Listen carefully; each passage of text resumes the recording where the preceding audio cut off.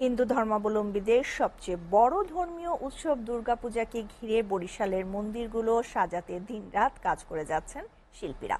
নারায়ণগঞ্জের প্রতিটি মণ্ডপে চলছে শেষ মুহূর্তের প্রস্তুতি। ঝালকাঠির পূজা মণ্ডপগুলোতে চলছে অনুষ্ঠান উদযাপনের সব রকমের প্রস্তুতি।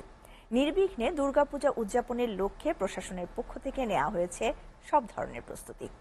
বরিশাল প্রতিনিধি মুজিবুর রহমান, নারায়ণগঞ্জ প্রতিনিধি প্লাবন রাজু এবং ঝালকাঠি প্রতিনিধি মোহাম্মদ বরকত হোসেন মৃধার প্রতিবেদন।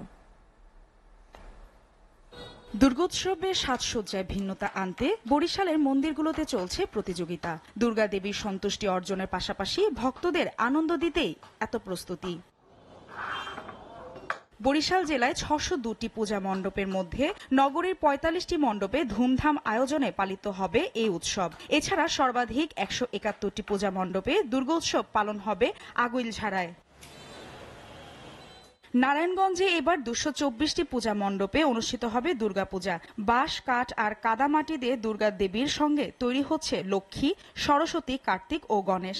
প্রতিমা তৈরিতে দিনরাত পুরোদমে ব্যস্ত সময় পার করছেন শিল্পীরা।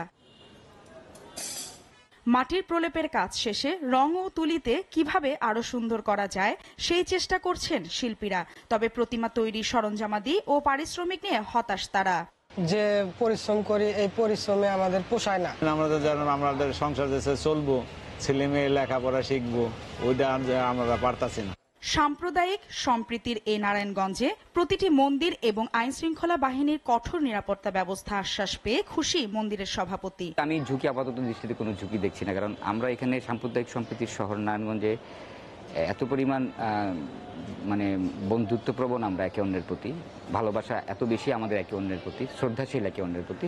মন্দিরের পুরোহিত জানান, এবার দুর্গা আগমন দোলায় ও গমন ঘটকে যাওয়া আসা দুটি অশুভ লক্ষণ। তবে প্রার্থনা থাকবে দেশ ও বিশ্ব শান্তির কল্যাণে দুর্গা যেন মঙ্গল বয়ে আনে। মা যত এবার আসবে, যাওয়া আসা দুটোই শুভ লক্ষণীয় না।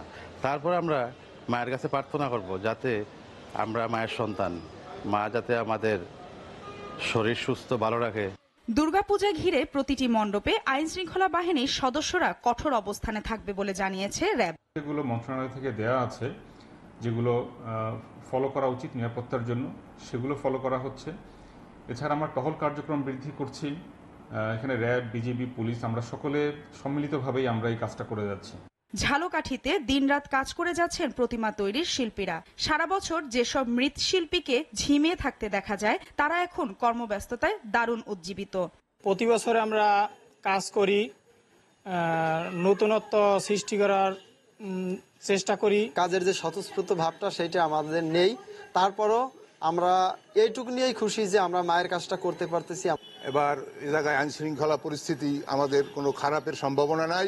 জেলা প্রশাসনের পক্ষ থেকে বিভিন্ন পদক্ষেপ নেওয়া হয়েছে। প্রতিটি মণ্ডপে সরকারিভাবে চাল বরাদ্দ করা হয়েছে। জেলায় এবছর ১৫৭টি মণ্ডপে দুর্গাপূজা অনুষ্ঠিত হবে। ঝালকাঠিতে এবছর ১৫৭টি পুজো মণ্ডপে দুর্গাপূজা অনুষ্ঠিত হবে। ইতিমধ্যে প্রশাসনের পক্ষ থেকে পূজা নির্বিঘ্নে উদযাপন করার জন্য একাধিকবার আমাদের সাথে বৈঠক করেছে। যত রকম নিরাপত্তা ব্যবস্থা নেওয়ার প্রয়োজন আছে সেটা আমরা করেছি। তার পাশাপাশি আমরা পূজা মণ্ডপগুলোকে অনুরোধ করেছি তার নিজস্ব ভলান্টিয়ার বাহিনী নিয়োগ করার জন্য। আগামী ৯ অক্টোবর শরতের কাশফুল ফোটা সন্ধ্যায় দেবী দুর্গার বোধনের মাধ্যমে শুরু হবে ৫ দিনব্যাপী শারদীয় দুর্গা উৎসব। এসিটিভি নিউজ ডেস্ক।